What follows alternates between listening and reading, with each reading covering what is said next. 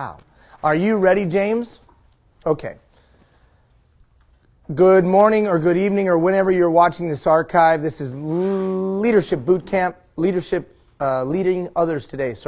Leadership Boot Camp, Leading Others Today, the second session in the Elements Room at Keano College. Okay, so the last 3 weeks we had,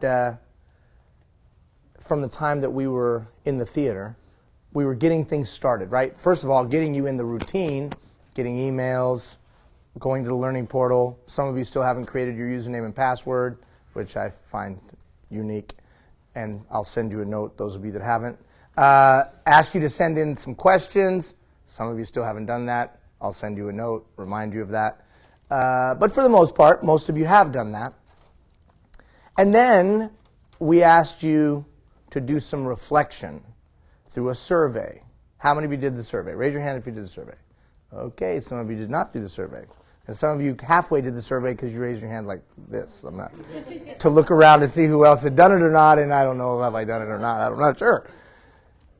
Did anybody contact, so if you remember in that leadership history survey, I asked you 12 questions, and those 12 questions were meant, come on in, those 12 questions were meant to help you understand the leader, or how you've become the leader that you are today.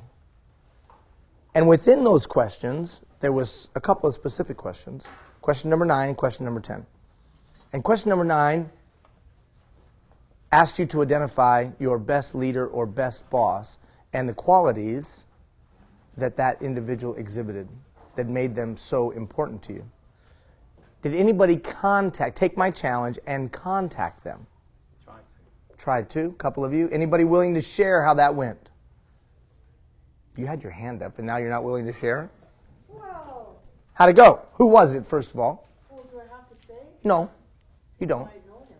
Okay, so somebody here, okay? No, not physically, but somebody within RMWB. Yeah. And how did that go? Well, I kind of cheated and I asked him what his piece of leadership advice would be, and he said always be flexible. Okay. So we had a long chat. We talked about building trust with people. We talked about talking the talk, walking the walk, kind of thing. That you should always research what your leadership style should be, what your supervision style should be, and then you need to communicate that, and then you need to follow through and do it. So things like that, so that people then build a trust. And when did you tell him, or him or her? When did you say to them, "Hey, this is the real reason why I'm contacting you"? Oh yeah, I told him I was in this Ian Hill training with the RMWB, and we got caught up in some other things too. So yeah, we talked about things like integrity and being able to delegate. And what was his reaction to you saying, "Hey, you know what? You're one of the best bosses I've ever had"? Oh, Jim, I've always told him that. So okay. He knew that, and I don't think I'm the first person that's told him that. He's very humble, and he will always push back and say, "Well, why do you think so?" Interesting. Anybody else? Just, Go ahead. Anybody else contact their bosses or boss or leader or mentor? Anybody? What's the point? Before I read the exercise, I did this several years ago. And his wife called me, actually. She said, "I don't know what you said to him, but you haven't been the same since." That was quite an eye-opener. Yeah. What's the point of the exercise? Oh, and I'll get to my point in just a second. But what's the point of the exercise? Why are you being asked to do this? Think back. Okay, think back. Think back why? Just that you was one of your better mentors. Okay. But what's the purpose of that? Well, to reflect on what you valued from that leader, so that you can, I guess, move forward and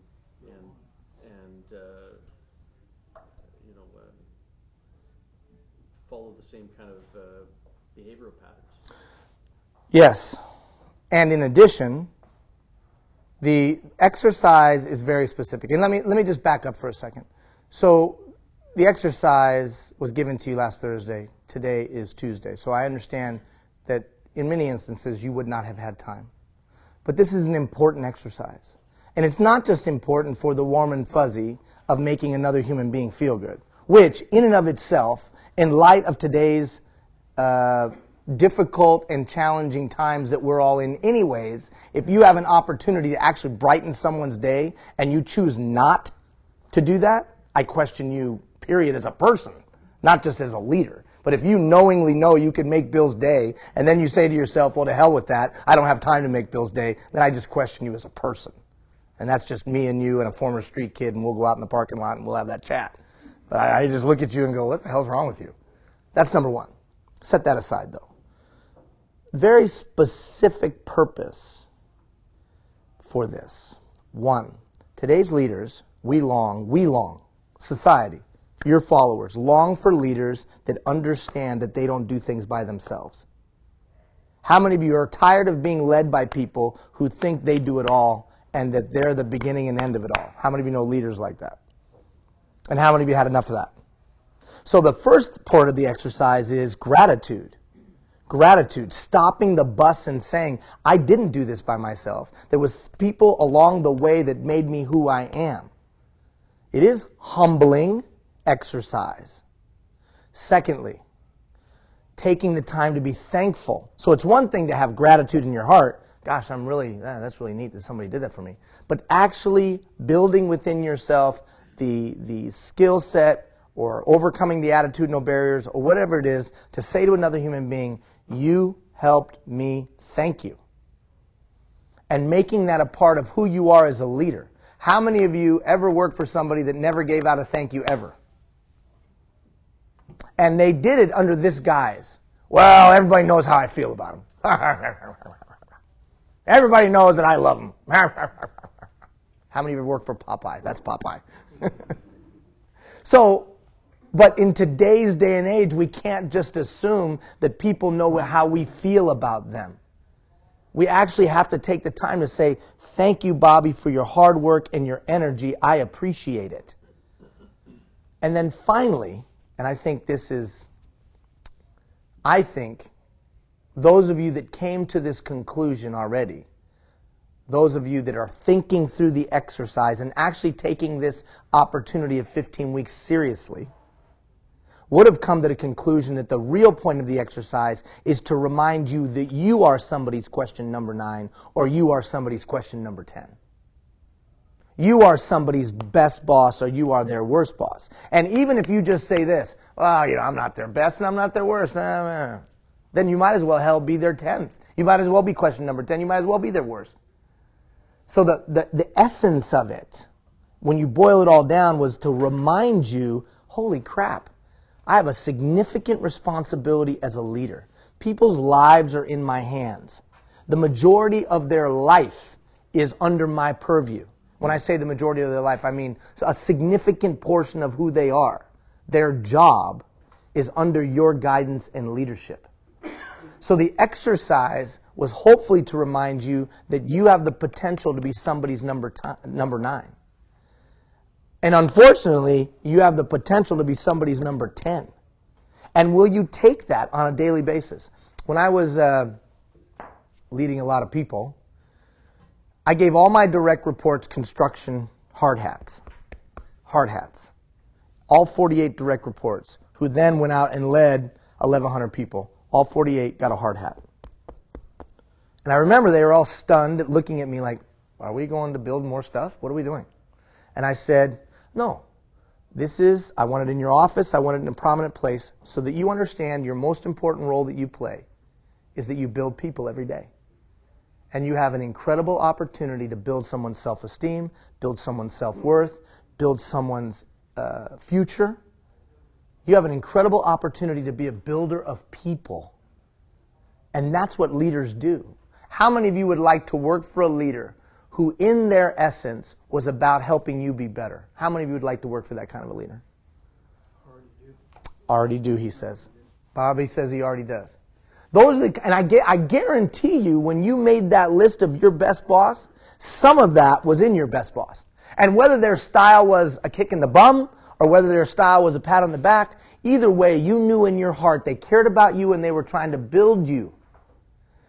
Your followers long for leaders like that. If you're the kind of leader that's just trading time for money, not excited about being in supervision, not excited about leading people, beaten down by the grind of life, crusty and jaded, then you should get the hell out of leadership. You should get the hell out of leadership. And you say, well, how can you say that, Ian? Because people's lives are in your hands. You have the opportunity to be magnanimous. You have the opportunity to walk up to another human being. This is role-playing, Bill. Thank you very much. And say to them, hey, you know what? You did a good job at it, man. Thanks. Oh, yeah, but they're going to give me crap back. They're going to... Cynical. You know what? Over a period of time, when you're sincere and authentic about that, it's appreciated. Because so much... How many of you would agree with me? So much of life is crap and junk anyways in today's day and age. As soon as I landed in Calgary, in my layover, as soon as we hit the tarmac, we all do the same thing. We all fire up our smartphone, right? Even before the Air Canada lady is saying, don't turn it on, I'm already turning it on, right? And what did I have immediately? Alert after alert after alert, bombing, bombing, bombing. As soon as I landed, right? Yesterday. As soon as I landed, CBC, pop, pop, pop, pop, pop, alert, alert, alert, alert.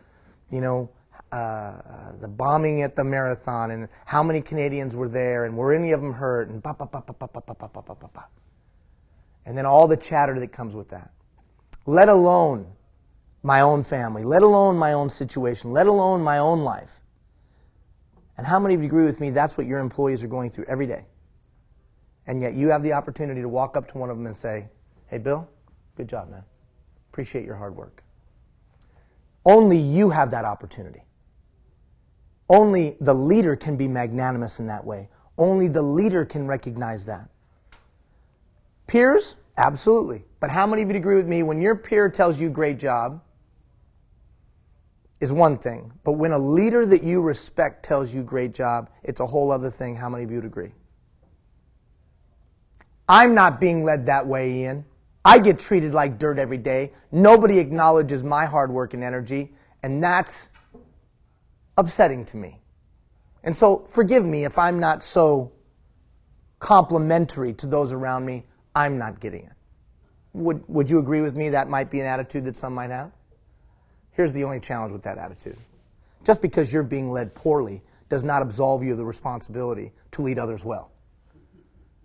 Just because your boss is an idiot doesn't give you the right to be an idiot. Well, somebody else needs to, hold on one second. Somebody else needs to be in this meeting. Oh, I don't know about somebody else. I know you're here. And I know on a daily basis, whether you supervise 1 or 50, you have an opportunity to be somebody's question number 9. And I hope that you will seize the moral responsibility to give unto others. Somebody touched your life. Somebody made you better. The only way to really repay them is to seek to make others better. And that might sound altruistic, it might sound Pollyannish, but I think we would all agree if we all took that stance, the workplace would be a lot better. Would you concur? Now go, sir. Just, Ian, just your thoughts on overdoing that. I've heard, I've heard people say, well, you can handle the compliments, but giving the deck of cards, Yeah. watering down I think the impact to that. I think you have to be sincere and authentic. I think when people exceed the performance standard, meet or exceed the performance standard, they should be acknowledged for doing so. And actually, we're going to get into that today. So it's about standards of performance. If we don't have standards of performance, if we don't have some kind of criterion that says this is what good looks like, this is what bad looks like, if we don't have that, yeah, then we get into muddy water, where then it becomes subjective and personality based. Oh, you said that because you're buddies with them. You said that because you guys come from the same place. You all come from Newfoundland, and I'm not a Newfoundlander, and you like all those Newfoundlanders. How many ever heard that? Right? Or you come from Calgary and all the Calgarians and blah, blah, blah. I don't know. But I know this. How are you doing? I know it's about performance standards. Then it's not where I go, where I eat, do I play golf, what music do I listen to, the color of my skin, any of those things. Just find a spot, brother. And now can you close that door? One of you? So my point, I guess, is that I don't think you can ever give out enough compliments when people meet or exceed the performance standard. When somebody meets or exceeds the performance standard, they should be told, you've met or exceeded the performance standard, well done.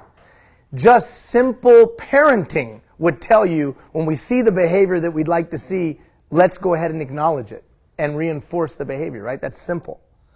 Okay, final question. Somebody tell me something you're taking away from the first 3 weeks. So 3 weeks ago we got together and then we pushed information out to you for 3 weeks and now we're back together again, ready to launch into another discussion for 3 weeks. But somebody tell me something you're taking from the first 3 weeks. Quickly, because we don't have a lot of time. Somebody tell me something you're taking from the first 3 weeks. What I value as an important leadership quality is something that I saw in my mentors. And what was it? Well, there was a number of things. Give me one. An even-handed, calm approach. Okay, so this, that we don't want leaders like this, that we want to know what we can expect so that we can plan our emotions, our mindset, and the like. Okay, so for him, the last 3 weeks was reflective, and the takeaway was, I was reminded of some of the key qualities I learned from them, and I got to make sure I'm exhibiting them on a regular basis. So Matt is thoughtfully going through the process. Okay, somebody else. Bill. I was motivated to actually pose the question that you posed, which was, does my leadership style fit the time to my team? And then had one-on-ones around their responses. Okay, now talk about really getting after it. So he thinks about it so much. Gosh, as the leadership approaches I'm utilizing, the ones that times require, he then poses it to his team and then has one-on-one meetings with his team to gain the response. How many say that's gold star? Okay, somebody else. Something that you're taking away from the first 3 weeks. Somebody else. Come on. Not just the keeners in the front row. Some of you slackers in the back row. I mean that with love. Anybody else? Something you're taking away. Why do I ask the question? Why do I ask the question? Why am I asking the question? Make you think. Okay, make you think. Somebody else? Why am I asking the question? Yes, sir. To back up, I guess what I'm taking away is that I have the ability to affect change and influence others and how they act. Even if it's just one individual, right? Yeah. So the reason I ask the question, guys, is don't waste your time in this. And don't waste my time. Don't waste your time and don't waste my time. Don't waste RMWB's time and don't waste the taxpayer dollar. You have to be proactive in the activity. You have to be thoughtful in the activity. In other words, you have to walk into this thing hopefully saying, I'd like to learn some things about blank. That was the point of those first 3 questions. What is it you're really looking for to put in your toolkit to make you more effective or to make less stress or whatever your need is, aspiration or desired outcome. Then you start looking for that. You start looking for that. You start looking for that golden nugget. And whether that golden nugget comes from some exercise we do, golden nugget comes from some conversation that we were a catalyst for, that golden nugget comes from some reflection. I don't really care where it comes from or one of your classmates. I don't care. Our job is to make you better. Your job is to make you better. That's the whole point of this exercise. Well, I don't like being here. Well, I don't give it what you like. Somebody decided you're going to be here. And so if you're going to be here, then let's do it. Let's do it. Let's grow. And remember I had asked you to write down some people's names who would be better if you did grow? How many remember that? Right? I asked you to write down some people's names. So if you're not motivated to do it for you, then you've got to think about them. And I had a couple of you send me notes to say, well, I don't have time, Ian, I'm slammed. Okay, you might not have time to move along at the pace that everyone's moving. But that's the whole point of having it archived. That's the whole point of being able to revisit it. I got an email this past week from one of your counterparts who went through last time, who said to me, I'm just getting to session 4. Can I just turn the exercise into you? And I was like, awesome, perfect. That's perfect. Here's a person who hasn't let it go, that in between being slammed and all the projects they're doing, they're revisiting the growing opportunity. So whether you take that approach or you take it at the pace that we're all headed, either way, just attack this thing in a meaningful, thoughtful way so you're better and the people around you are better, because as a leader, you have a wake. How many of you know leaders have a wake behind them? Your people walk in and say, how's the boss today? Or how's my boss today? What mood are they in? Come on, man. We do have power. And we do have influence, whether we want to acknowledge it or not, whether we want to claim to be victims or not. As soon as we get that title, we impact people's lives. And let's take that as seriously as we can. All right, last thing. Who raised their hand? I saw somebody raise their hand. No? We're good? All right, so what are we doing now? Well, now we're moving forward into the competencies. So over the coming weeks, we're going to unpack 5 competencies of what I would claim, what I think are the keys to being an effective leader today. Each time we are back together face to face, we'll introduce that competency and then we will reinforce it intensely for the 3-week time frame. Today we're going to talk about agent of change. Now that's a word that gets that's a phrase that gets thrown around a lot today, but here's the idea. The idea is that today's effective leader knows how to change things. Do you know how to drop into an environment and affect positive change? And do you know the key components to doing that? It's a learned skill. It's not pixie dust that somebody sprinkled on you and all of a sudden you know how to change things. Specifically, we're going to emphasize, do you know how to change another human being's performance? Or at least create an environment and a structure to move them to improve performance? Can you take a person who is deficient in their performance and at least move them to standard performance?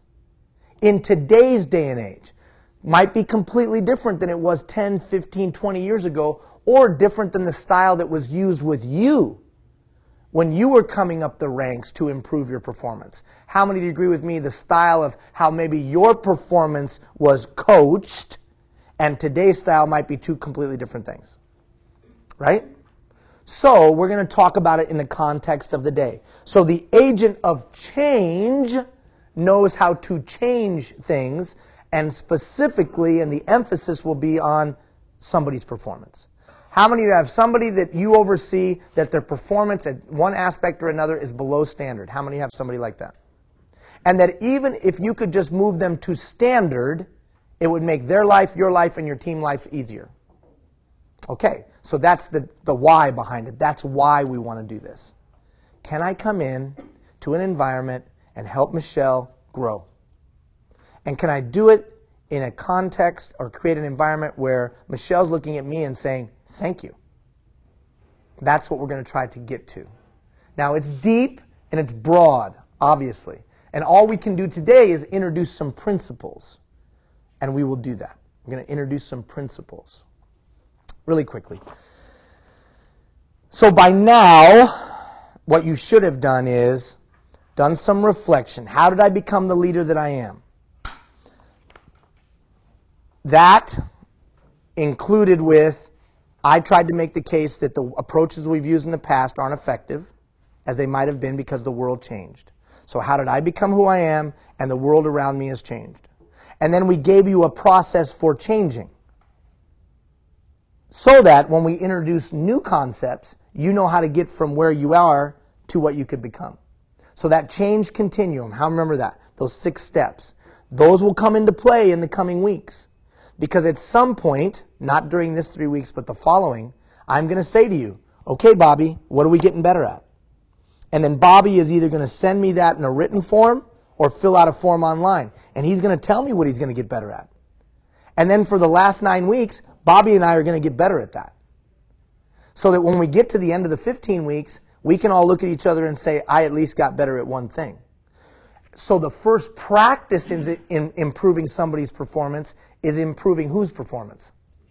Your own performance. So that you understand the fundamentals of improving performance by doing it on yourself. Does that make sense to everybody? So now as we enter into the next 3 weeks, we introduce the first competency, agent of change. So let me just, the definition. The agent of change understands, demonstrates, and exerts influence by building trusting relationships to act as a catalyst for change. So how does an agent of change things? I just read it. How do they change things? By intimidation? No. By barking? No. How does today's agent of change things? Building trusting relationships. So in the past, leadership looked something like this. Leadership looked something like this. You had, and all of you have been to this seminar. So we had the authority up here, poop runs downhill, and here's all the people down here. Have any of you experienced this leadership approach? Then some brilliant guys came along and gals came along and said, oh, wait a minute, we have to invert that pyramid. Let's invert that pyramid. And let's put the workers at the top. And let's support them. Executive leaders will support mid-level leaders who will support the people who are closest to the citizen or the client or do the work or whatever. How many of you have gone to this workshop? The inverted pyramid style of management.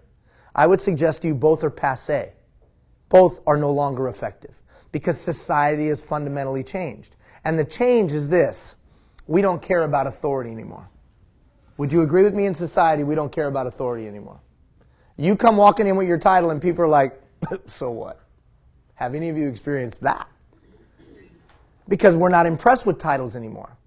So my ability to influence in the past came from my authority. Then my ability to influence came from this idea that I was going to be supportive. Now my ability to influence comes from one thing exclusively, the level you trust me. The level you trust me will dictate how much influence I have. Now look be clear. People come to work. Why? They have mortgages to pay. People come to work because they have kids to feed. We're talking about people giving their best. Bobby will give me his best. He will bust his tail if he trusts me. That's what it always boils down to, in my opinion, in today's day and age. So my ability to occupy space is based on my ability to influence. And my ability to influence is based on how much you trust me. And the level of trust you have for me. Now you think about all those best bosses you wrote down.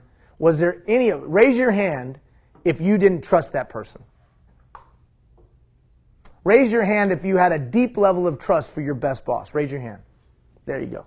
I just made my point anecdotally. Anecdotally, I just made my point. You trusted them. You might not always have liked their attitude. You might not always have liked their approach. But in your essence and in their essence, you said, I trust them with my life. I trust them with my dreams. I trust them with my hopes. I trust that what they say they'll do. I trust. Come on in. Come on in. Come on in. Don't be nervous. Just bust in the door. Okay, well, come on. So it boils down to trust. So today's leader, today's effective leader is an agent of change. I searched for a capsulization. Well, at least find a spot. Because you're big enough to block everybody's view. So you got to find... No one is going to argue with you. You're right about that. I'm not going to argue with you. I searched for we look for quotes, we look for something that can articulate something concisely. And Tom Peters, I thought, was the best articulation of this agent of change. The agent of change understands leadership is building face-to-face trusting relationships that pulls together people with diverse backgrounds, talents, experience, and interests and marshals them towards a common goal. It encourages them to step up to responsibility and continued achievement and treats them as a full-scale partner and contributor in the organization. Let's break it down really quickly. You have an incredibly diverse workforce in comparison to a lot of municipalities across Alberta or across the country. How many of you would agree with that? A lot of different people from a lot of different backgrounds. And I can say this because I'm brown, and I don't just mean the color of skin. I'm talking about just culture and background. A lot of different people have come from a lot of different places to Fort McMurray and the regional municipality of Wood Buffalo. So you are responsible for a lot of different people with a lot of different backgrounds, talents, experience, and interests. How do I get them towards a common goal? How do I get these 4 people to work in harmony towards the goal that we've laid out? Do you have the skill to do that? Well, he said that to do that, you had to encourage people to step up to responsibility. How do I get another human being to take on more than they were doing the day before and like it? How do I get them to take ownership and like it? Guy sent me an email. We exchanged a little email. He talked about this thing called pride. We will specifically talk about how to use pride as a performance strategy. Not this 3 weeks, but in a couple, in session 4, for a week we'll talk about it. I'll send you an email every day to talk about how do I use pride.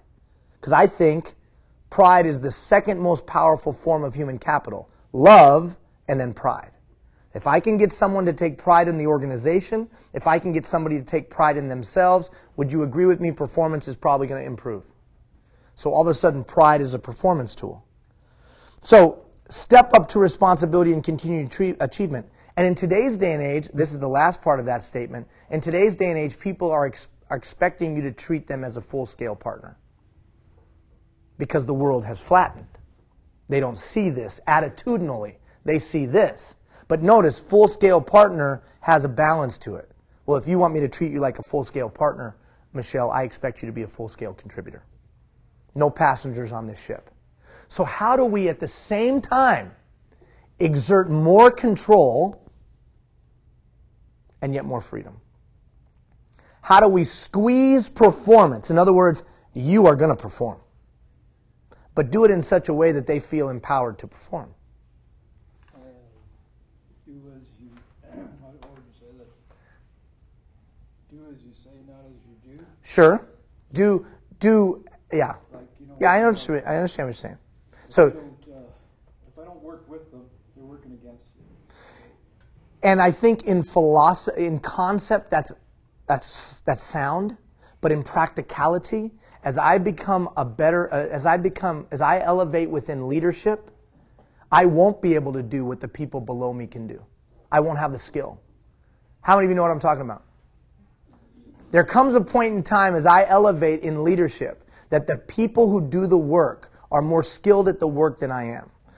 But I understand what you mean conceptually. How are they going to learn from you if they don't have the knowledge that they already have? You're right, vocationally. But at some point, I start to lead people that have more vocational knowledge than me. There is no way that Glenn could have as much vocational knowledge as all the people he's responsible for. Am I right or wrong? So if you really want to move to executive leadership, what do you become competent in? Vocational competency or another, what's the other kind of competency? Leadership competency. So what I'm better at is leading. Even though you may have greater vocational knowledge than I have, I know how to lead. And that's what we need from leaders. Leaders that know how to lead. Not just you're good at the task. How many of you have ever met somebody that was great at the task and got elevated and was horrible at a leader? How many of you are that? No, don't tell. That's what I'm hearing about. So the problem we have in our society is we elevate people based on their vocational competency. We very rarely elevate them based on their leadership competency because we hold in esteem the vocational competency. You can't possibly be a leader of people if you don't understand their job. I agree. But I don't have to have mastery of their job. I just need to understand it.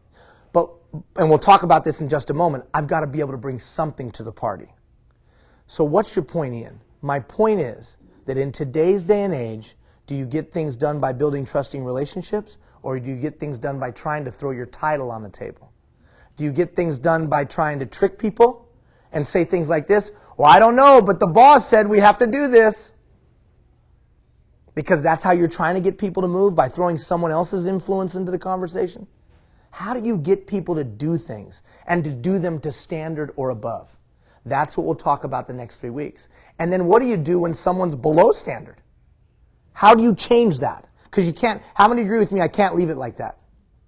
How many of you have ever been supervised by somebody that let another human being, one of your teammates, continue poor performance indefinitely? And you want to suck pride out of a place? Let somebody continue poor performance. It brings everybody down. So that's not an option. Okay, so from now on we take a little survey, flip the page. I'm going to have you take this little survey. So every time we get together from now on, you'll take a survey. The point of the survey is they are indicators to the competency. In other words, where do I rank? Where do I stand? The purpose of it is not just to give you some self-reflection, but also to help you focus your learning. So over the next 3 weeks, you only have so many hours you can allocate to learning. You have a job to do. So by identifying where you think you stand, you can perk your ears up when an email comes out about that subject or about that line item. Because I know you only have so much time that you can allocate to this. So if you know beforehand, going into the 3 weeks, hey, you know what? When he's talking about listening, I got to be better at listening. When I see an email that says listening, I'll pay more attention. I'll actually open it. I'll actually watch the video, so on and so forth. Side note, remember, there is an evaluation of this at the end because certificates are given out. You have a certificate of completion. You have a certificate of participation. You have nothing at all. 70% or above, opening the emails, turning the assignments in, watching the videos. Coming, 70% or above, completion. 50 to 70% participation, below 50%, nothing.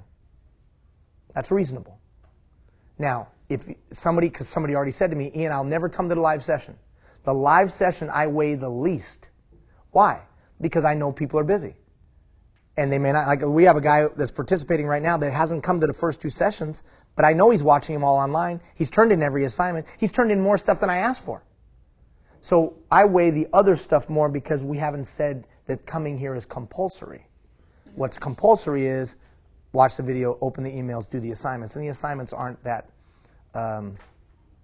onerous. But at the end, someone's going to hand you a certificate.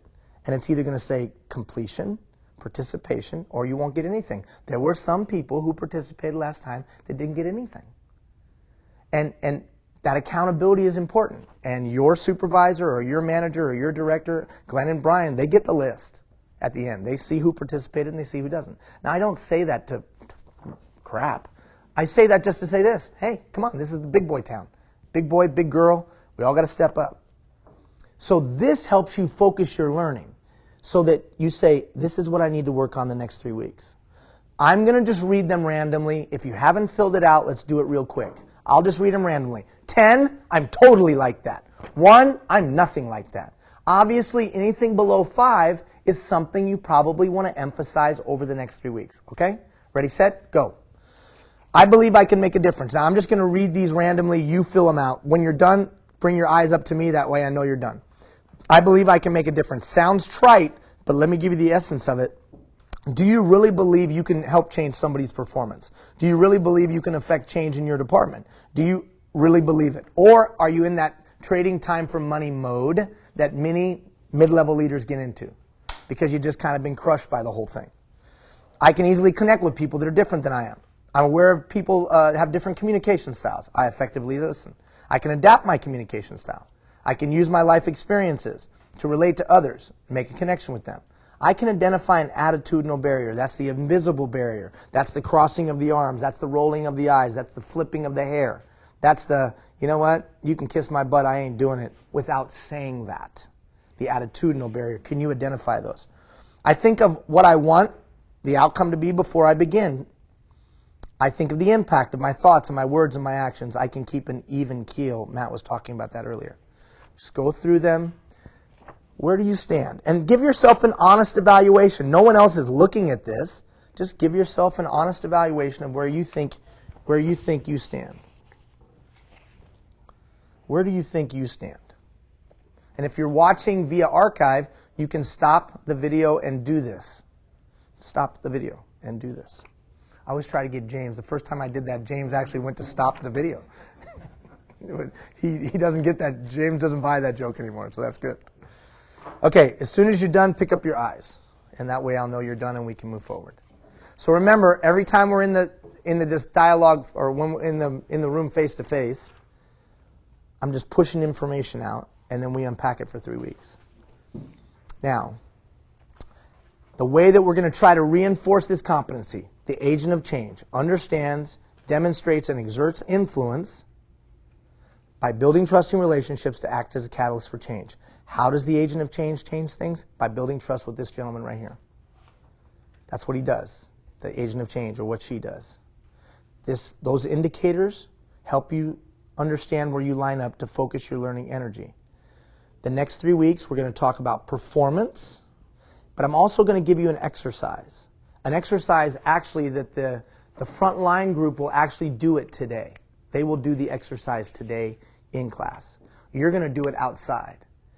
It will seemingly be an exercise of reflection again. What is my leadership style? But it's actually going to be an exercise for building trust with your people. But we'll explain that in a moment. Okay. So if it's all about influence, and influence is all about trust, then it would be prudent for us to talk about how to build trust, which seems like a very simplistic conversation. We should all understand how to do that, but I've come to find that not everybody understands how to do that. Not everybody understands how to build trust with people that don't look like them, smell like them, taste like them, come from where they come from, and the like. People actually have trouble with it when they have to deal with a bunch of people who aren't like them. They have trouble building trust. So where does trust come from? I think it comes from a couple of ingredients. So let's walk through those now. So this is the page you should be on right here. I think the number one way, and you talked about it a second ago, Bobby, number one way of building trust is vocational competency. What does that mean, vocational competency? Somebody, what does that mean? What's vocational competency? You know what you're talking about. You know, you understand their job, and they know you understand their job. Usually when we become a junior supervisor, that's us. We got elevated somehow amongst the troops, and here we are in a supervisory role. We understand the task. We've been pretty good at the task. You know, everybody else stepped backwards. We were standing out there hanging, and we became the supervisor. Or we got appointed because of our skill. Vocational competency. If I know that you're vocationally competent, I'm more likely to put my dreams in your hands. If I know you know how to navigate the ship, I'm more likely to get on the ship with you. But what do we do when we don't have vocational competency? Somebody give me some ideas of what we do when we're not as good at it as everyone else. Rely on people. Okay, hold on. So Matt says rely on people who do. Somebody else. Yeah, saying trust those that do the work. Okay. They can do the work. Step number one, if I'm put in a position or you're put in a position anytime in the future where you know that the people who you are leading know a heck of a lot more about the task or are more skilled about the task, the first thing you're going to do is acknowledge that. That's the first thing you're going to do. Because how many of you have ever been led by somebody who tried to fool everybody? Have you ever been led by somebody who tried to fool everybody? And pretend like they knew more.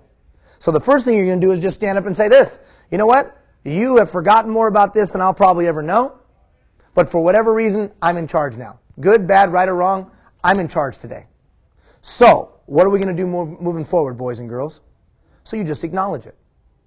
Second, you got to learn it. Or at least have a functional understanding that you could communicate for a couple of different reasons. Number one, so Amy doesn't try to snow me, try to fool me, try to trick me. I got to know at least that much about it. I know in my own personal growth as a leader, I went and did every job. So I used to be in the hospitality and hotel industry, big hotel casino. I went and did every job. I cleaned 15 toilets, I parked cars, I answered the phone, I did every job. And I did that at one point for 180 days in a row, working 8 hours extra every day to do every job. Because I was 26 years old, I had absolutely no right to be in the job that I was in. And everybody knew that. Most people were older than, most people had been in the job longer than I had been alive. And I was now in charge of them. Big respect challenge, yes or no? And many of them were bitter that they didn't have the job. And the only way I was going to turn that around was impress them with something. So I impress them by saying, I'll go do every job. I'll park every car. I'll wash every toilet. I'll stick my head in vomit. I'll do whatever it takes. I'll show you that I'm worthy of this. I'll earn your permission to lead you. Write that down. I'll earn your permission to lead you. Permission? I'm the boss! They should listen to me! How many of you know those days are gone? So now I got to get another human being's permission to lead them. I didn't say I like that. I don't like that, personally. I think that sucks. I am not happy about that. I am an autocratic leader from day one. But I've had to change my style. I am a bark and shout leader. I am a I don't give a what you think leader. It doesn't work today. Completely ineffective. And that's why when I first started, I wasn't very good. And why all the employees tried to get me fired. Because I was horrible. But I understood one thing. I had to get your willingness to let you lead, or let me lead you. So the next step, so first I admit, hey, I don't know everything, but dang it, I'm going to try to do all that I can learn. Third, I intentionally identify what value I can bring. So write that down. I intentionally identify what value I can bring. What do I mean by that? Intentionally identify what value I can bring. What do I mean by that? Intentionally identify what value I can bring. So I can't bring vocational competency because people know more about it than I do. They may have forgotten more about it than I do. So what do you think I mean by I'm going to intentionally identify what value I can bring? What does that mean? That means what role and what contribution you will make to the group. So the contribution might be this. I'm really good at working with other departments and getting the tools and resources we need to be successful. So everybody says this on break. Well, he doesn't know what the hell he's doing, but I'll tell you one thing, we got more supplies than we've ever gotten. Or, you know what? He's an idiot, but I'll tell you this, everyone else works really well with him and things are a lot smoother around here. We don't get complaints from so-and-so anymore. That new junior supervisor or new supervisor, maybe not junior, but new leader is bringing some value. I think it's an intentional exercise. I think you sit down and say, okay, I'm in a mess here. I got a bunch of people that know more than me, and they're grumpy about me being here. I got to strategically and intentionally identify what value I can bring. What's that? Maybe the value I bring is I'm a listening ear. But not just letting them vent, actually doing something with their concerns and fixing them, right? So, well, he's a jerk, but I'll tell you one thing, things got fixed. Don't know how he pulled it off. Don't know how she did it. But things are working. That machine over there never worked. It does today. I can trust them to get things done, or I can trust them to do what they say. So remember, when we start to work within the context of working to build trust, now I don't have to necessarily be vocationally competent. I just got to bring some value to my people every day. You're bringing value, like letting them vent. Could be. Because get it off your shoulders, right? Absolutely could be. Absolutely could be the value you bring. And you don't hold it against them, right? That's right. So I don't know what value you bring. I'm just laying out a strategy for you. That if you ever get in a position that you take over as a supervisor and the people around you know more than you, 1, acknowledge it. 2, learn quickly. Intentionally learn quickly. At least enough to be able to have a reasonable, intelligible conversation with your people. 3rd, proactively identify those things you can bring to the party. The value you can bring. Those 3 things will compensate for a lack of vocational competency. And it will also build trust with your people. You've been transparent, you've been authentic, you've been sincere. Next. If I want to build trust, I got to be able to be an effective communicator. I have to be able to be an effective communicator. The challenge in today's day and age, the challenge today is because there are so many there are so many differences in the workplace, communication becomes different. Who grew up in a rural community? Raise your hand. Okay, a couple of you grew up in a rural community. Rural communities tend to be less formal. Rural communities tend to be more collegial. Rural community, I can just come by your house. I don't need to make an appointment, don't need to call before. We don't need to set up a play day for our kids. We just drop by. How many of you grew up in a more structured urban setting, a city setting? How many agree with me what I just described doesn't usually happen as much in cities? Not as much. We don't just drop by people's house. If you grew up in, if you grew up in Toronto somewhere, you don't just you might not know the neighbor 3 doors down from you. Oh, you see them as you grow off to work, but you don't know them, and you certainly don't just come by their house. Hey, it's that crazy guy from down the street. What does he want? I have no idea. Should I open the door? No! Completely different. Now, why is that important? And that was one of the exercise, that part of the leadership history exercise. Why that's important is when I go to talk to you, if I'm coming from my frame, my autobiographical frame of just, hey, what's going on, Bill? Hey, how you doing, Bill? Bill's like, whoa. I don't have a frame of reference for this really casual. There should be some hierarchy here. Why are you in my office? Get away from my cubicle. Really, back up. Back away from the cubicle, sir. How many of you have people that just lean on your cubicle? They're like, hey, or figuratively speaking, they just pop in. I guarantee you they have more of a casual upbringing. Why is all that important? Because if I can't connect with Bobby, if he and I aren't in alignment with our communication, that disconnect is going to cause, miscommunication, or at maximum conflict. Do you know how to communicate? Not today, but in the future, we'll have an in-depth conversation about a communication cycle. But for today, let's just identify the 4 communication styles. And in identifying them, I want you to be thinking about what's yours. Because the first step is, how do I communicate? And then the next step is, how do the people around me communicate, and can I adjust? 4 communication styles. Number 1, fact-based communicators. Fact-based communicator. What's the fact-based communicator? Linear, sequential. They want to hear you talk in steps. So that when if you're more of a broad-based communicator, you're more of a vision-based communicator, when you talk, they can't figure it out. They're like, lay it out in a sequence for me, man. Don't talk to me about big vision. I just need a sequence. They talk in numbers oftentimes, and they just want to know the facts. Fact-based communicators. How many of you would say you land in that category? Okay, a few of you. Okay, emotion-based communicator. The emotion-based communicator. How they feel right now is what you're getting. How many of you know that communicator? That whatever's in them right now is the filter they're either hearing information through or delivering information out of. The emotion-based communicator. Can you see how there might be a disconnect between these two? The fact-based communicator is listening to a report by the emotion-based communicator. The emotion-based communicator is talking about how it felt, and it was a great meeting, and it all feels wonderful, or it all feels bad. Just give me the fact. What happened in the meeting? What was the result of the meeting? What was the outcome? Potential conflict.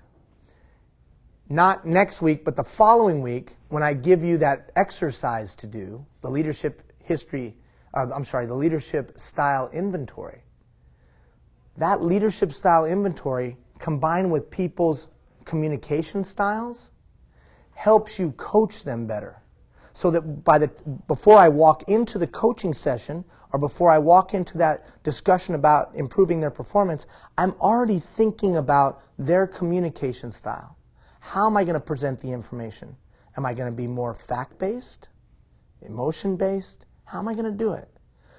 Now the funny thing is, that only might be a 30-second thought in your head, but it will set you up for greater success. I'm going to adjust my communication style to meet Bill's, which is completely different than it was 20 years ago. 20 years ago, the expectation was that she would adjust her style to mine. I'll figure out how my boss communicates, and I'll adjust accordingly.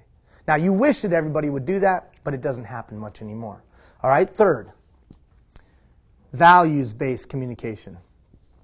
Now, what does that mean? Now, this isn't religion, this isn't morals. But every one of you in this room have a unique set of values that you've established through your life. Even the mafia has a unique set of values that they operate by. It's how you do life. And in communicating, let's say, with a certain stakeholder group, the more that I understand the values, the easier it is for me to align in communication with them. And then finally, belief-based. Belief-based communicators. Telltale sign is when you hear this. Well, what I believe is, have you ever communicated with somebody, you show them all the facts, you show them all the detail, and they go like this, that's really great, but let me tell you what I believe. Have you ever communicated with that person? Okay, now, you're a leader. You've got these people around you. Each one of them has a different communication style.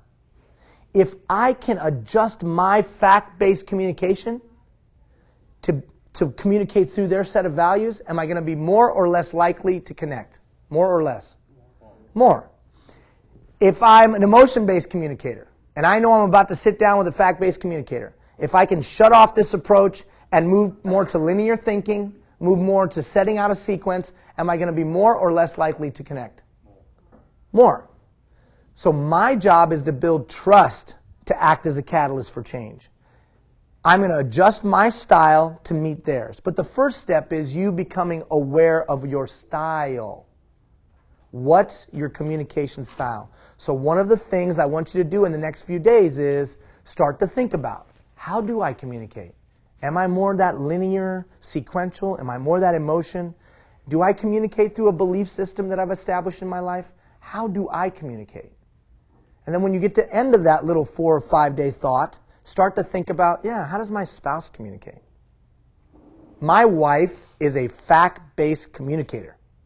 I am more of a values and emotion-based communicator. So I'm always casting big vision and we're blah, blah, blah, blah, blah. And she's like, how are we paying for that?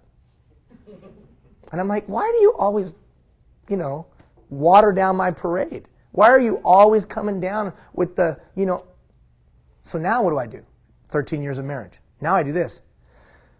I got an idea, and I've come up with a pretty good sequence that we can follow to get to the conclusion, to get to that outcome. Here's what I'm trying to accomplish, and here's the steps that I think we can take, and here's kind of a little just simplistic budget that I've put to it. You know how much more stuff I get done now? It's amazing. Silly, perhaps, but I know this. I know that I've adjusted my communication style to meet hers. If you're continually waiting for other people to adjust their style to yours, it's not going to happen. Could you use this same concepts with your boss, yes or no? And you should be. Managing your boss is a big part of being an effective mid-level leader. What is my boss's communication style? How do they like things being reported to them? Are they emotion-based? Well, then I better say this. Is now a good time to talk to them? What day of the week is it? What time of the day? Where am I going to go meet with them? You're a little bit more strategic. Are they a value or belief-based communicator? So you're gonna start to think about this moving forward. Think about it. Trying to look introspectively within yourself, identifying your style, and then start to identify the style of the people above you, people around you, and the people you're responsible for. All right, next step. Go ahead. Being predominant in one, but I still have. Of course. I could see myself in all four. Of course, and I think that's important. Nobody is one, but we have a propensity to lean towards something we enjoy. Like you may enjoy that more fact-based. You'll tolerate the others. You can operate in the others, but you have a leaning towards, right? Okay, here's the exercise. So that's just thinking, but here's your intangible exercise for the next 7 days. Get ready to write it down. We're going to practice listening. I don't think that there is a more profound way to build trust than helping Michelle or helping Joseph or helping Amy or helping Susan to feel valued than by listening to them. There's nothing more validating than a human being feeling like they're understood. What was your name? Shelley. So if Shelley looks at me and she thinks in her mind, Ian really understands me. How many would agree with me when you come to that place with another human being, that's a powerful place?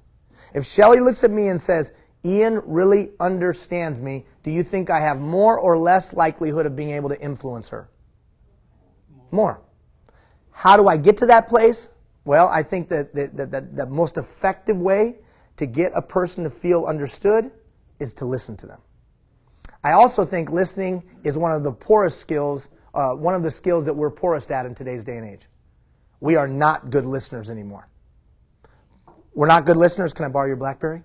We're not good listeners because of this. Because as Shelly's talking to me,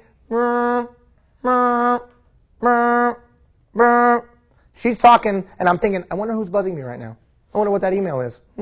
Should I grab it? No, Shelly would be pissed at me. I better not do that. But the whole time I'm thinking about this thing, not paying attention to her. Or how many of you have sat in your office, some employee is talking to you, you hear that bing, and you want more than anything to move that mouse to see who the email came in from. Has anybody ever done that? We all have done that. Here's the other challenge with listening. The human mind can hear about 180 words a minute. We can speak at about 80. So you're talking as fast as you possibly can, but my mind can still wander. So there's some real tangible reasons why we can't listen well. What do you retain out of that? Yeah, and what we retain out of that is even less. So the challenge for all of us is not only do we have different communication styles, but listening is difficult. Drucker said that 80% of the workplace poor performance issues are rooted in a lack of effective communication and listening. That the majority of performance problems come out of not listening or poor communication. Would any of you concur with that, just anecdotally? Which means that I got to be a great listener. And when you add to that I actually validate another human being and I could build trust with them by them feeling like they're understood, it's even more important. So here's your task for the next 7 days. It will be hard. I want you to listen to people like they're going to die at midnight. Now, what do you mean by that, Ian? What I mean is that Shelly is leaving the planet, God forbid, at midnight tonight. If she was talking to me and I knew that the end of her days was midnight tonight, would I worry about my BlackBerry? Would I worry about the email? The idea here is, for the next 7 days, I want you to focus on the human being that is in front of you at any given time. I want you to give them your full heart, your full soul, your full attention. I want you to clear your mind of other things and focus exclusively on them and what they are saying and what they are not saying. Have any of you ever had a situation where if you had known about the problem, when the problem first started to originate, you could have solved it and eliminated the big mushroom cloud you were dealing with at the time? Have any of you ever had that? And then your people look at you and go, but we told you. And you're like, you never said that to me. Or we might not have said it, but we kind of implied it, we kind of inferred it, we kind of suggested this was coming, but you didn't listen. Anybody relate to what I'm saying right now? So what we're going to really try to do is enhance this listening skill for 7 days. And here's the caveat. The first place you're going to start, does anybody know where the first place you're going to start is? At your house. At your house. So when your kid starts to tell you about what happened at school today, you're not going to do what many fathers, men in the room can relate to what I'm about to say. You're not going to do the standard, yeah, great, that's awesome, great job, well done, you're the best. Yes, dear. Yes, dear. We're not going to do that. Now, I'm going to give you a painful experience that just occurred a few weeks ago. My little Nadia comes rolling in to tell me about an exciting thing. I have gotten very, very good at this. That's awesome. You're the best. You're such a superstar, Nadia. Love you, honey. And how many of you know I didn't hear a word she said? But I've gotten really good at answering that email that I'm working on and being able to appropriately place certain words, and she walks out feeling validated and important. There's only one problem. Nadia's 9. Nadia's not 6 anymore. So Nadia's telling me the story. I'm typing away, and I look up, and Nadia has left. And I realized she caught me. Shit. So I jump up, I run down the hallway, and Nadia, I'm sorry. Well, why did you leave?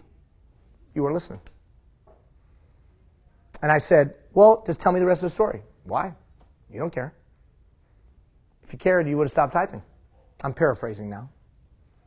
How many of you know in those indefinable split seconds, I realized why kids look for other sources where they feel valued, understood, and trusted. And split second, any of you dads can relate to this, I saw a vision of my 18-year-old Nadia every part of her body pierced and tattooed, throwing plates at me in the kitchen when she was 18. Where were you? Where were you? It all flashed in front of my head in about 8 seconds. Please forgive me, Nadia. I'm really, really sorry. Da, da, da, da, da. Let's go get some ice cream. Come on, really. Because men, we think ice cream solves everything. Anyways, so you're going to start at your house. If you got kids, start with them. And if you got a spouse, start with them. Because that's usually where it's toughest. But if you can get really good at this thing, if you can get really good at hearing somebody to the level that they feel understood, you'll have no problem building trust. You'll have no problem getting people to do what you need them to do. It is the beginning. As soon as Bill feels understood by me, I've now built a bridge. And from that bridge, I can lead them. Listen to people like they're going to die at midnight. That's the intangible exercise. Here's the tangible exercise. Over the next 7 days, next week, either this week or next week, you're going to send out a survey to all your direct reports. Send out a survey. That survey will have 3 questions. They're listed there. Question number 1, what am I doing right? Question number 2, what am I doing wrong? Suggestions for my improvement. Question number 3, if you could send me back to school, what class would you make me take? Now those questions are on your handout. You're going to send those out to your direct reports. You're going to ask them to return them to you anonymously. So don't send it out via email. Unless you tell them to print it out, put it under your door, print it out, put it in your box, or however they can communicate with you. Survey is critical because it is a tangible way to listen. Why am I asking you to do that exercise? Let me rephrase that. Why am I strongly suggesting that you do that exercise? You're basically grounding your own beliefs, what you perceive, who you are. Okay, it helps you see who you are. It helps you see your performance. Why else?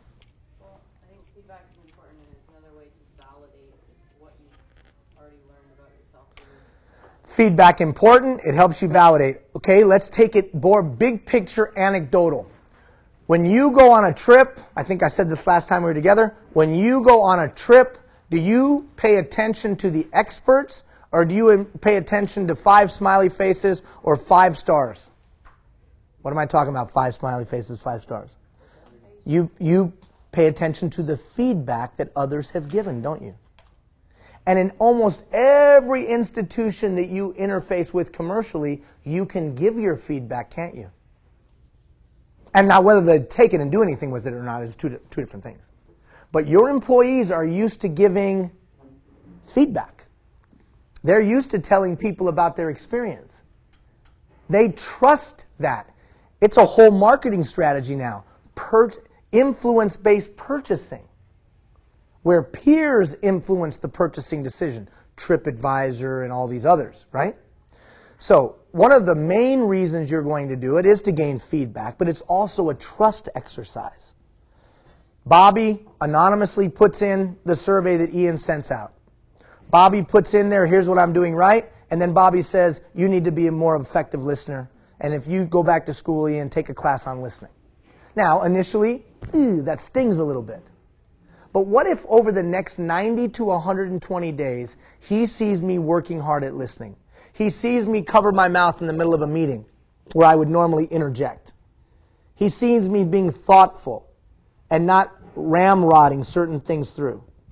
If he sees me actually working on the feedback that he has given me, what do you think happens between him and I? What do you think happens? Or the potential to happen? Come on. Trust. Believe. Do you think that I got a better chance to get Bobby's permission to lead him? Yes or no? This is a proactive strategy to build a trusting relationship with another human being. First of all, you're going to do something that most people wouldn't do. Stand up and say, I'll take your feedback. Most people don't do that. Strong leaders do, but most people don't. Now all of a sudden you're doing something that the followers would say this, well, I'd never do that. At first, you might get crap. At first, you might get silly, cynical little comments at first. But when you start doing it every 90 days or twice a year, consistently, all the time, they see you authentically and sincerely trying based on the feedback you're given. Would you want to be a part of a team of a leader like that, yes or no? course you would. This stuff isn't brain surgery. But it does take some intentionality, and it does take a little strategy. You might not like the responses you get. I hear you. But the exercise is worth it. Now, here's the funny thing. For our purposes, you're going to do that. And isn't it ironic that shortly after that, what am I going to ask you to do? Pick out your one thing. So, I've asked you to look introspectively. Then we've gotten feedback from the people around you. Now let's pick out the one thing you want to work on. So I expect you to send out that survey. I expect you to get the feedback of your people. Not everybody will turn it in. Don't be offended by that. Maybe maybe they don't understand what you're doing. But explain it to them. Now, to an extent, you've already done this. You said, hey, everybody, give me some insight. The difference is, by allowing them to do it anonymously, you're going to get less filtered feedback. It is not a comfortable space if you've never done anything like this. I get that. But we're about growing. We send out the survey. We get the information. So I've given you two tools. One, intangible. I'm going to listen, like people are going to die at midnight. And I've given you another one, a tangible tool. Intangible, intangible. Go gather the feedback. Both of those are proactive. Listening is a proactive activity. It is not passive. I have an open door policy. That is naive at one end of the spectrum and foolish at the other. Because if you think people are walking in the open door, you're a fool. Especially if it's a contentious issue. It sounds noble and honorable, but I think it's flawed at best. Not today and not this 3 weeks. We'll talk more about how to go and gather feedback. But for now, listen like they're going to die at midnight. Send out that survey so that you get the information you need to pick out your one thing. All right, moving on. Building trust. Clarity of outcome. When we talk about planning at the end of our time together, that 3 weeks, we'll talk more about this. But I will follow a leader that gives off the perception that they know where they're going. I will be more likely to follow a leader that has an outcome. Hopefully, after we talk about planning, you'll get so good at this that you won't have meetings until somebody tells you why you're meeting. Why are we meeting? What's the point? What's the outcome? If you were to call me on the phone and talk to one of my people in the office, they would say to you, what do you hope to achieve in talking with Mr. Hill? What's the outcome? We only have 168 hours in a week. That's all there is. It's a perishable commodity. So we want to be outcome-based in our thinking. Again, this is just planting the seed. When we talk about planning, we'll talk about it more. But you think about this. Would you be willing to follow somebody that didn't know where you perceived, that didn't know where they were going? Didn't know where they were going with the meeting, or didn't know they were going with the department? Didn't know they were going with the conversation, or didn't know where they were going with the initiative? You're not going to follow somebody like that. You want to be confident that they know where they're going. Yeah, but that's a lot of pressure, Ian. Okay, think of it in these terms. I just need to be a paragraph ahead of the people that I'm responsible for leading. I don't need to be 4 chapters ahead. I don't need to be a book ahead. I just need to be a paragraph. If I'm a paragraph ahead, I can lead. I might have to read the next paragraph really, really quick, but as long as I stay 1 paragraph ahead, then I can lead. So it doesn't have to be that you're the all-knowing guru. It just has to be, I got some insight into where we're headed. High emotional IQ. During the 3 weeks, I'll send out a little survey on your emotional IQ. What's an emotional IQ? What do you think that means, emotional IQ? What's an emotional IQ? Anybody? Understanding people's emotions, being able to read them. And who's the first person's emotion you understand? Your own. How many of you ever had a boss that got hot under the collar? No. Whose elevator rose? No. And then the next day they came in and said this, oh, I'm really sorry. This is where that venting thing comes in, huh? Yeah? I'm really, really sorry. How many of you ever had a boss like that?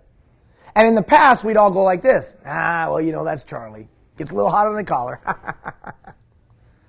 Would you agree with me those days are gone? Yeah. People are less forgiving than they've ever been, at least in my lifetime. So yeah, they might do this. Yeah, no problems. No worries. And then they're looking for the opportunity they can do what?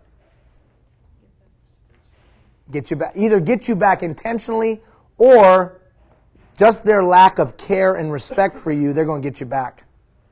One way or the other. Just because they're not looking out for your best interests, let's say. High emotional IQ is pretty simplistic in my opinion. It's this. When my emotion of sorrow, my emotion of anger, my emotions, when they start to override my decision making, do you have the ability to disengage the clutch? Disengage the clutch and think to yourself, what's the best thing for me to say or do right now to get me where I want to go? I don't think it works that way. It does work that way. No, because you'll usually vent out what you've got on your mind at the time. And that's no matter what it is. and that's the problem. Because as leaders, so what Bobby just said was, I don't think it works that way. A lot of times we're so emotional that we just say whatever we have in our heart or our mind at the time. Would you agree with me that for a leader, we don't have that luxury? Because all of a sudden what we say or do is representing the organization. Right? What we say or do represents the organization. What we say or do gets us in a grievance. What we say or do gets on the front page of the paper. So we don't have that luxury, but we feel that way. So the high emotional IQ is this. It's my ability to stop that. Disengage the clutch, let it sit for a second, and say to myself, and this is what I would, a practice or an exercise, a tool, if you will, is this. What's the best thing for me to say or do right now? That's what I had to start doing, because I'm a very zealous person, which in some ways is an asset, but in some ways is a liability. And so now when I start to elevate or rise, I say this, okay, I can feel it coming on. What's the best thing for me to say or do right now that will move this thing forward? And the best thing for me to say or do might be this. You know what, Bill? Let's just disengage for a little bit, and we'll come back and revisit this tomorrow. That's a high emotional IQ. It takes practice, but I will send you a little survey in the coming days, in the coming weeks, little survey, and let's see where you stand. But the first step in it is just being aware of it. Can you disengage that clutch? And then finally, I think trust comes from relatability and likability. Jennifer Aniston. Who's Jennifer Aniston? She's an actress. Would you say she's an Academy Award-winning level actress? Probably not. She hasn't won one, but probably not. But why does she always have a big box office? Licks. Relatable. So she's America's sweetheart. She's relatable. She just seems like a nice person. Relatability is important. The challenge in a diverse workforce is relatability. Joseph, where are you from? India. India. And, I used to live in what was formerly known as Bombay.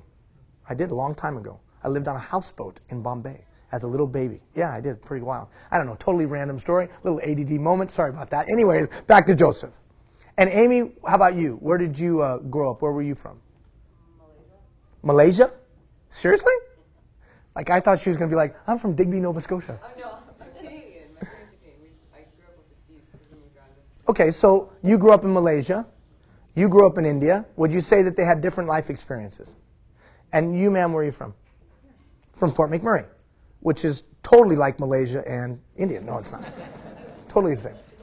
So would you agree with me that these three people, different life experiences? Joseph, do you have children? Yep. How old? 13, 8, and 4. 4. Amy? No children? No children. Okay, you guys aren't good for the metaphor. Let's pretend, though. Amy, you now have a 4-year-old. Okay? Amy, 4-year-old. Joseph, young children. Would they have something in common?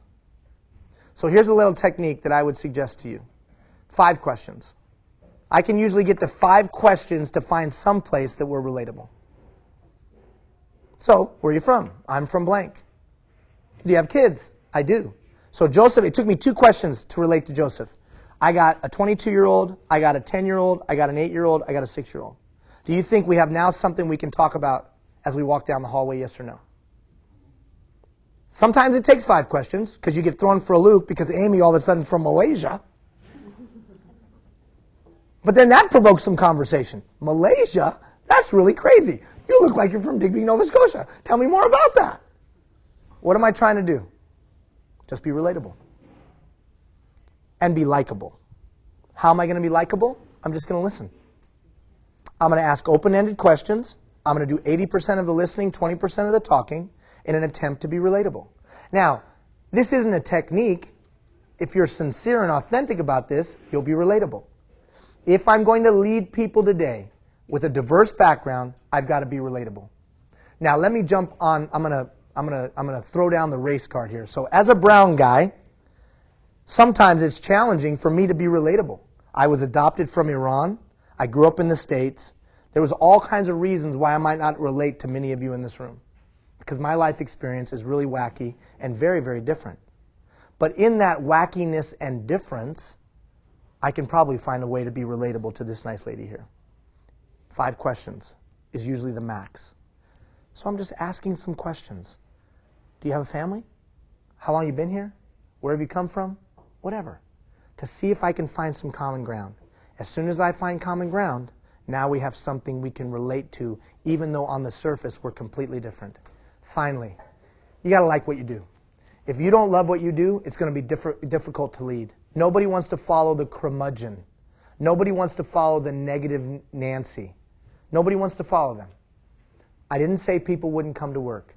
But if you're burned out and you're cynical and you're beat up and you're angry and you're bitter or you're any of those things, that can be the reason why people aren't performing. And it's a negative spiral. The more cynical you get, the worse they perform. So, my advice to you, try to be relatable, 5 questions. Try to be likable just by listening. Just listen. And then check yourself. Are you a little cynical? Are you a little pissed off? Are you a little grumpy? It's difficult to build trust with people. Okay, so those are some trust components which will be very important in some of the strategies we deploy over the next 3 weeks. Strategies to improve performance. All right, flip the page. We got about 20 minutes left. And we got to introduce a concept. And you're not going to agree with me. I can just tell you right now, some of you are not going to agree with me. I think there's only 3 reasons why employees don't perform, period. There are only 3 reasons why employees don't perform, period. They are big buckets, but root cause, only 3 reasons why employees don't perform, period. Period, period, period. 1, they don't know the expectations. Somebody has not sat down and clarified for them what is expected of them. Give me some ways that you clarify the expectations for your employees. How do your employees know what is expected of them? Give me tangible ways that you have clarified expectations for them. Policies and procedures. So we have standing policies and procedures. How many of you have standing policies and procedures in your department, but you have ways that you actually do things every day? Reality. So we say we've clarified expectations by policies and procedures. We have a new guy come on board, and whoever's training them says, you know what, I know this is kind of a policy, but let me show you how we do it around here. It'll make it a lot faster and a lot easier. I just sent 2 different messages, didn't I? Here's our standing policy and procedure, but within those policies and procedures, you have some choices on which ones you follow. And we wonder why people don't understand the expectations. Is what I'm saying a reality, yes or no? Okay, what's another tangible way that we clarify expectations? Describing them and then feeding back. Okay, so it could be a written job description, written roles and responsibilities, written protocols, written systems, written policy, written procedure. And then we ask them, do you understand? And what 98% of the time their response is? Do you understand? Yes. Because we're not effective in checking for understanding. So number 1 reason why employees don't perform, expectation. Number 2 reason why employees don't perform. They don't have the training or the tools. We'll call it they don't have the tools. But let me unpack what tools means to me. You hired the wrong person. Like, have you ever walked into a public building? The person at the reception area is looking down. They're not even looking up. They are shy and quiet. They really don't want to be out there in that fishbowl. But it was the way that they could get on board with the municipality.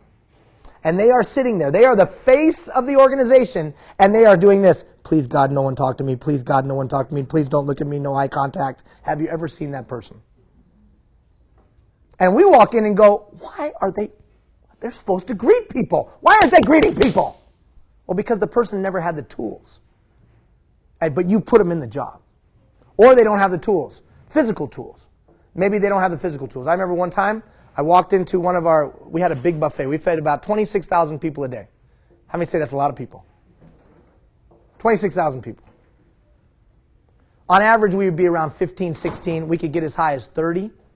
On a weekend, we might feed 26,000 people a day. That's a lot of people. And I walked into our big buffet, and it was a pit. It was a pit. There was literally food all over the ground. It was gross. Big executive leader, I walked in, and I called all the busboys. Hey, the busboys! You see the pit? What's going on around here? We're a 5-star hotel. Ah! Why? Young man. Mr. Hill? Yes. Can you come with me? Yes. I follow this young guy. He's probably 17 years old. He picks up a hand broom that is this big, literally this big, and he picks up a dustpan. He says, well, this is what we have to clean the floor with. That's it? That's all we have. I said, how many of those do you have? This is it. Who's in charge of this place? Give me the manager. Manager comes in. That's all they have. How can you expect them to do their job? Why in the world wouldn't you order brooms? Because you sent out a memo that said we couldn't buy any more supplies. And everyone's staring at me. Oh, that makes sense. So I sent out a memo that says it was the end of the month and we couldn't spend any more money because we were over budget on supplies, and so that's why you didn't order brooms. Yes. Oh. Let me just openly apologize to all of you for being an ass. First, for sending out the memo, and second of all, for barking at all of you. Do your people have the tools? Now, tools might mean physical capacity. Tool might be tangible tool, or tool could also be training. Have you trained them? Do you have a reasonable linear training program that makes up for the deficiency in their own ability or capacity or talent or skill? Do they have the tools? And then finally, they think they have a choice. What? What does that mean? What? Huh? There are some things your employees have choices in, and there are some things they do not. We have policies, we have protocols, we have procedures, especially in your line of work, right? There are definite ways that we handle an emergency response. There are definite protocols that have been established, and we follow, period, and you don't vary from that, right? How many would agree with me in your workplaces, in your tasks? Now, that's a very overt example. But how many of you would agree with me that you have standards in your place, too? You have protocols in your place, and you have procedures and policies that have to be followed. Would you agree with me that sometimes employees think they are optional? They're optional. And that's probably because of what I said earlier. Well, yeah, that's the policy, but here's how we really do it. Answering the phone. Have any of you ever called a department within RMWB and you get this, Fleet Yard, or whatever? No salutation, no identification, nothing. Just Fleet Yard. And then we say, hey, that's probably not the way to answer the phone. I could be a citizen. Yeah, but I was friendly. Fleet Yard, hey! No. Salutation, identification, and solicitation. I say hello, I identify who I am, and I ask them how I can help them. Now, you can choose the words you use, but you will do all three.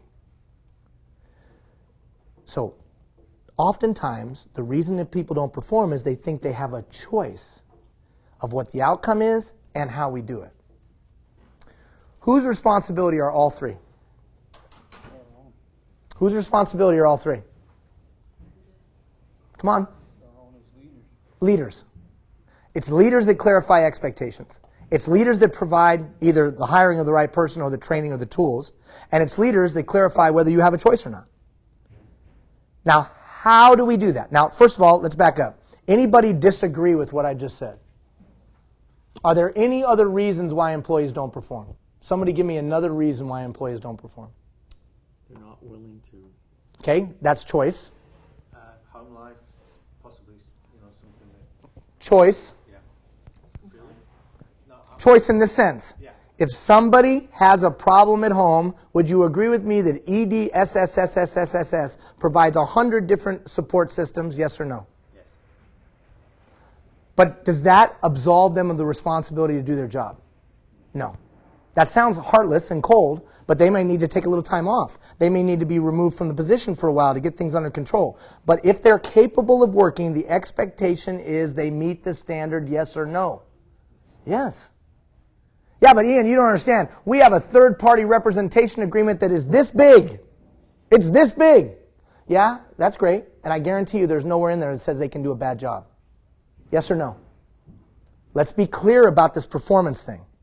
It is, you are the duly represented member of the leadership team, who through elected officials who hired an administrative staff who then hired you to enforce the policies and procedures and meet the outcomes and stated objectives of the duly elected officials through their administrative staff. That's reality.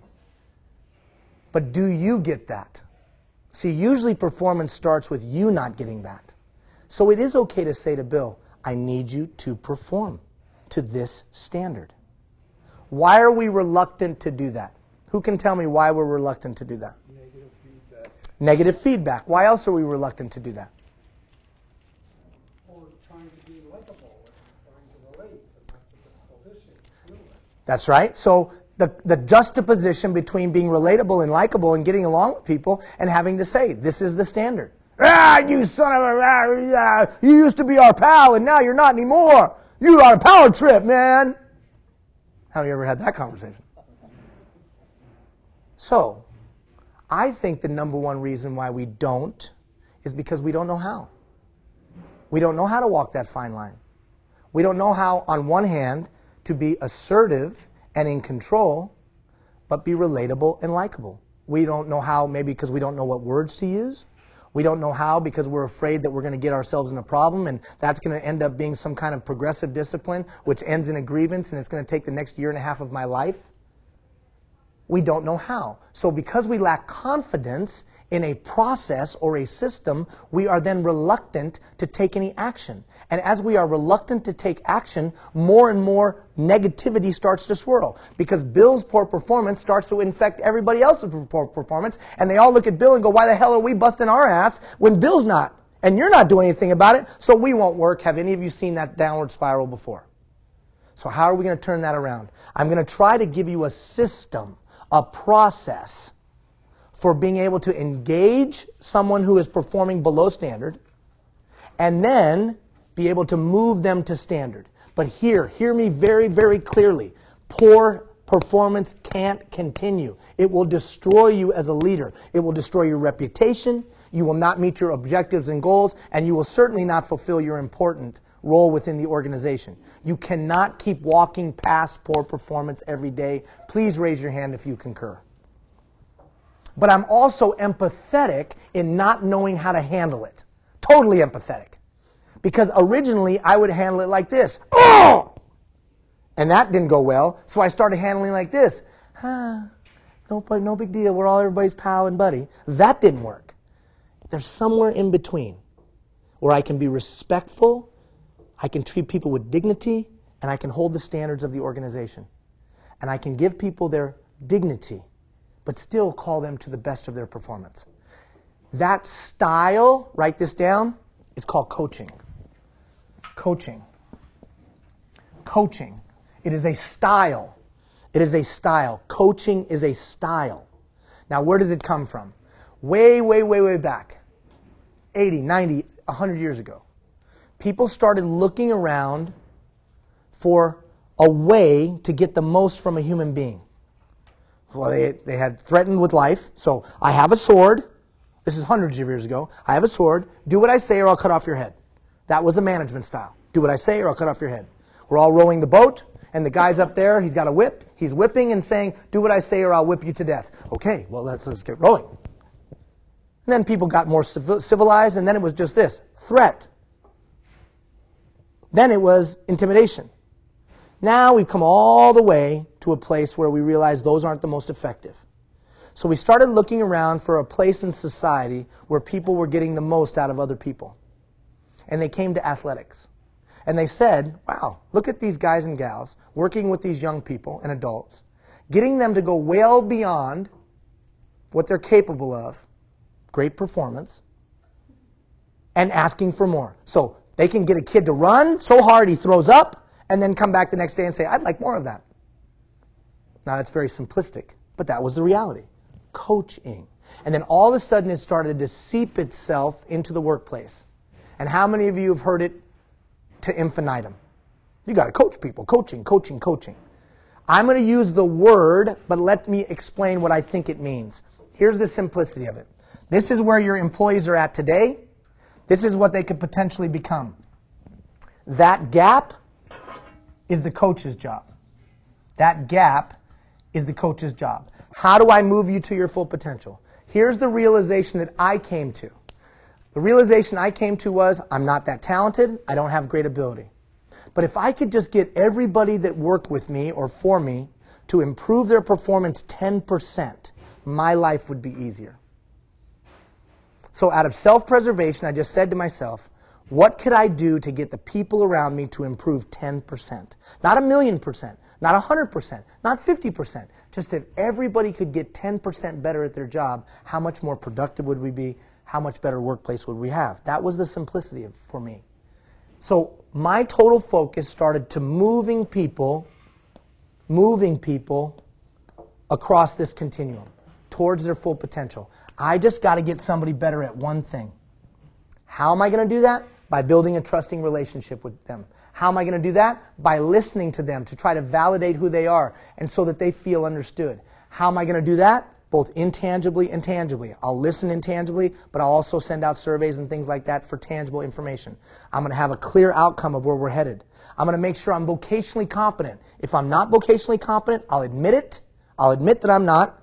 Work to be, but bring some kind of value to them. My ultimate goal, though, is I got to move people to better. Better. Now, if they're a poor performer, I'm just trying to get them to standard. If they're a standard performer, I'm going to try to get them to above standard. If they are above standard performer, I'm going to try to get them to exceptional. If I can just move every person in my department or my responsibility one notch, that's all I'm trying to do, just move them one notch, my life gets easier. Would you agree? How do you do that, Ian? Well, certainly one at a time. So over the coming week, starting on Monday, every day next week, I'll break that down. The videos are between 5 and 7 minutes. So just know, give me 5 to 7 minutes next week. Just give me 5 to 7 minutes. And in that 5 to 7 minutes, I'll start to unpack the strategy. But in our remaining 5 minutes, I want you to pull this out right here. Pull this diagram out. It was the second handout. It was the second handout in the email. I'm not very bright. So I had to lay it out linearly. I had to lay it out like a flow chart. So we've broken it down. I know it looks complicated, but it's not. I've broken it down, and we've broken it down to a flow chart for you. Just like trying to fix your VCR. How many remember VCRs? How to fix your VCR. If it does this, then do this. If it does this, then do that. Yeah, but Ian, people are not a VCR. Totally agree. Totally agree. This is just a framework to help you get started. What I've found is one of the main reasons we don't address poor performance is because we're not comfortable with the process. I'll give you a process, and then it can be learned. But be clear, this is an art. Right? This is an art. People management is an art. But this is a framework. Now, I want to just quickly review the framework with you before we walk out the door. Performance issues, from now on, you're going to put yourself in the role of doctor. You're a doctor. So no longer am I going to go into a performance issue emotionally. They're doing this to me. No more of that. No more emotional. That just puts you in a bad place. It's like a boxer. Boxers say never get emotional. That's because they lose the clarity of thinking. So, no more emotion. They're not doing it to you. Their poor performance is not an affront to you personally. So we're going to be a good doctor. Good doctors have to make diagnosis to apply the appropriate medicine to rectify the concern. That's how you're going to address all performance issues from now on. The first thing you're going to identify is the root cause. One of the 3 reasons. So from now on, when you see poor performance, you're going to say to yourself, is this choosing? Is this expectation? Is this tools? What is the root cause of this performance issue? And it's never going to be they're a bad person. Take that off the table. Because 98% of people do not get in their car in the morning and say, I will do a crappy job at work today. There's other contributing factors. Could be home life, like Bill said. Could be a lack of understanding of what policies we absolutely follow and what policies we have choices on. Could be a lot of things, but your job has got to be to try to figure out what's the root cause. Mr. Toyota, there really was a Mr. Toyota, and he used to say 5 questions. It's usually 5 whys. Well, why is that? And why is that? And why is that? Gets you to the root cause. Now, in next week, I'll talk with you about some techniques you can utilize to try to identify it. But ultimately, you're a doctor. I'm trying to diagnose the cause of this poor performance so I can apply the appropriate medicine or remedy to get them to better performance. And that's all I care about. All I care about is getting them from here to there. I don't care about who wins. I don't care about who looks good amongst the troops. I don't care about being in control. Take all of those things off the table. They don't serve you well. Not in today's day and age. All you care about is moving them to better performance. Quickly, because we have about a minute and a half left. So I'm going to be a good doctor. And then I'm going to start to ask myself some questions. What do I think out of the 3 reasons the problem is? And then, is this a group situation? The group is poorly performing. Or is this an individual situation? Because either one of those paths require a different approach. If I have a group, how many of you ever gotten a memo that you know was, or an email, that you know is specifically being addressed to one individual who's doing it bad? But we all get the email. Have you ever experienced that? And we all say this, why the hell didn't they just talk to that person? That's because that leader doesn't feel comfortable. So they're going to send out the mass and hoping that the one individual gets the message. That's poor leadership, in my opinion. So you got to make the determination. Is this a group thing or is this an individual thing? The group thing will take us through a sequence of steps to lead us to the improved performance. The individual will take us through a sequence of steps that will lead us to improved performance. Or will lead us to our formal progressive discipline already established. So the process that I'm going to give you is before we get to progressive discipline, before we have to engage EDSS, before we have to take it formal. Does that make sense to everybody? So that when you hear me laying this out next week, you understand the frame of reference. This is before we get to that, to help us never get to that. Yeah, but what about grievance? What about getting myself in a problem? This process that I'm going to give you, even if you got grieved, you're going to be on the ball. Because it is sequential, because it is step by step, you can always be able to show these are the steps that I took. They were reasonable, they were respectful, and they treated people with dignity. So that if you ever get in that situation where it's grieved, you are on solid, comfortable ground to give yourself good confidence. Here's the bottom line. I'm going to try to lay out for you a step-by-step process that you can utilize to move people towards improved performance. You may not agree with it, and that's okay. But I would strongly encourage you to have a process. I would strongly encourage you to have a sequence. Why? And then we're done. Why? Well, we're almost done. We're done, yeah, for the most part. Why? Why am I encouraging you to have a step-by-step sequence that you can follow prior to progressive discipline? Shelley? So you can share it with your staff? So your staff knows. That's right. Why else? Because we're trying to make it better for people, not go right to discipline. That's right. It's about coaching them to better performance, right? Why else? What's that? So you don't get blown off course. You can plan your own. So you can plan, and so you can stay on course. How about this? So you can be somebody's number 9. That's what it always boils down to for me. So you can grow somebody and improve somebody. Anybody have one of your best boss that gave you a chance and gave you a shot and worked with you on a number of occasions to coach you to your betterment before sending you down the road when they should have sent you down the road? Anybody ever have that? See, that's the other beauty of a leader. If you're a skilled leader who can coach somebody, you might save their career. You might save them from a divorce, because them getting fired or having problems at work causes a divorce. See, for me, this leader thing is moral. It's a moral thing. I have somebody's life in my hand, man.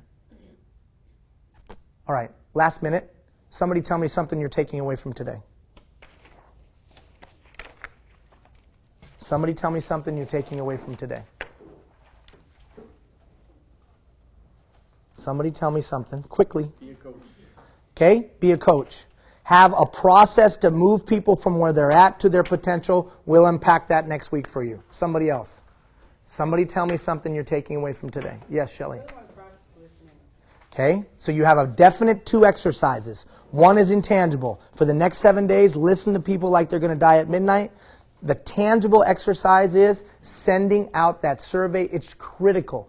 Just like the Leadership History Survey was critical, getting feedback from your people is not only critical, like Amy said, to gain feedback on your performance, but more importantly, it's a proactive way to build trust. Proactive way to build trust. Somebody else tell me something you're taking away from today. It'll make your team feel engaged in the whole process. It is absolutely. People talk about empowerment. Empower your people. These are real, tangible ways that you can empower people meaningfully. And remember, nothing more powerful than another human being feeling understood. Anybody else? Something you're taking away from today? Say reasonable, respectful, and with dignity. Reasonable, respectful, and with dignity. And still be in control. Still be in charge. I don't need to berate you to show my authority. And we'll talk about that in the coming 3 weeks. Okay, so here's the task. The task is next week, you're going to get an email every day. But hang with me. Remember, all I'm asking you for is 15 minutes a day. If you can just allocate 15 minutes a day to this thing, you'll hang tough with it. Thank you for your time. I sincerely appreciate the work that you do. Have a great day.